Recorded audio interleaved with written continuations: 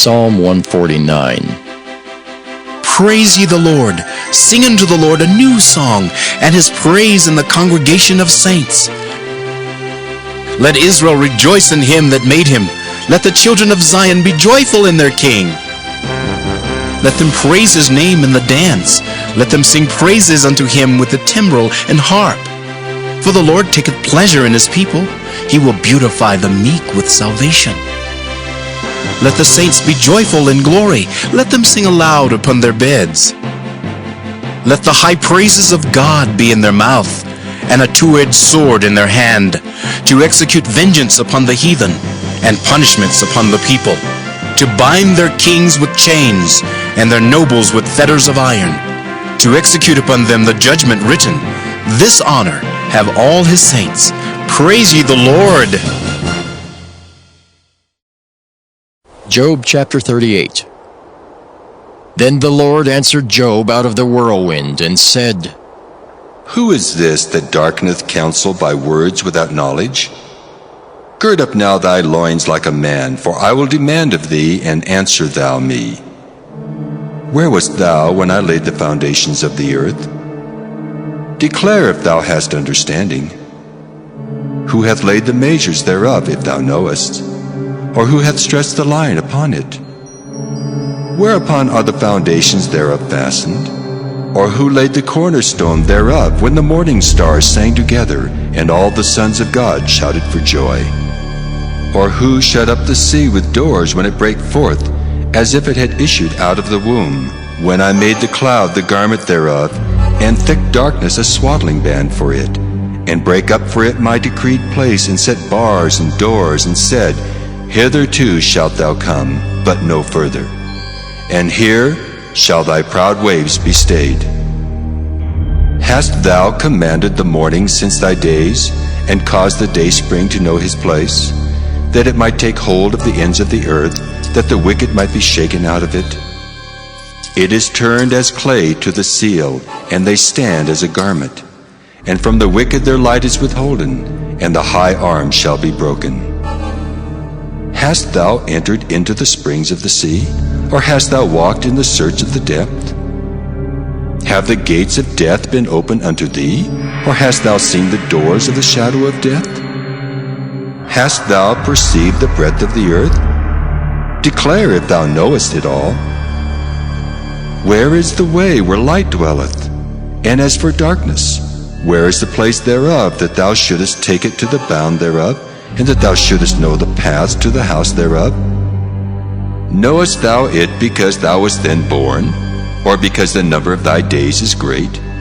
Hast thou entered into the treasures of the snow? Or hast thou seen the treasures of the hail, which I have reserved against the time of trouble, against the day of battle and war? By what way is the light parted, which scattereth the east wind upon the earth? Who hath divided a watercourse for the overflowing of waters? Or a way for the lightning of thunder to cause it to rain on the earth where no man is, on the wilderness wherein there is no man, to satisfy the desolate and waste ground, and to cause the bud of the tender herb to spring forth? Hath the rain a father? Or who hath begotten the drops of dew? Out of whose womb came the ice, and the hoary frost of heaven? Who hath gendered it? The waters are hid as with a stone, and the face of the deep is frozen. Canst thou bind the sweet influences of Pleiades, or loose the bands of Orion? Canst thou bring forth Mazzaroth in his season? Or canst thou guide Arcturus with his sons? Knowest thou the ordinance of heaven? Canst thou set the dominion thereof in the earth? Canst thou lift up thy voice to the clouds, that abundance of waters may cover thee? Canst thou send lightnings, that they may go and say unto thee, Here we are? Who hath put wisdom in the inward parts? Or who hath given understanding to the heart? Who can number the clouds in wisdom? Or who can stay the bottles of heaven, when the dust groweth into hardness, and the clods cleave fast together? Wilt thou hunt the prey for the lion, or fill the appetite of the young lions, when they couch in their dens, and abide in the covert to lie in wait? Who provideth for the raven his food, when his young ones cry unto God? They wander for lack of meat. Job chapter 39. Knowest thou the time when the wild goats of the rock bring forth? Or canst thou mark when the hinds do calf? Canst thou number the months that they fulfill? Or knowest thou the time when they bring forth? They bow themselves. They bring forth their young ones. They cast out their sorrows. Their young ones are in good liking. They grow up with corn. They go forth and return not unto them. Who hath sent out the wild ass free? Or who hath loosed the bands of the wild ass, whose house I have made the wilderness, and the barren land his dwellings? He scorneth the multitude of the city, neither regardeth he the crying of the driver. The range of the mountains is his pasture, and he searcheth after every green thing. Will the unicorn be willing to serve thee, or abide by thy crib? Canst thou bind the unicorn with his band in the furrow? Or will he herald the valleys after thee? Wilt thou trust him because his strength is great? Or wilt thou leave thy labor to him? Wilt thou believe him that he will bring home thy seed and gather it into thy barn? Gavest thou the goodly wings unto the peacocks?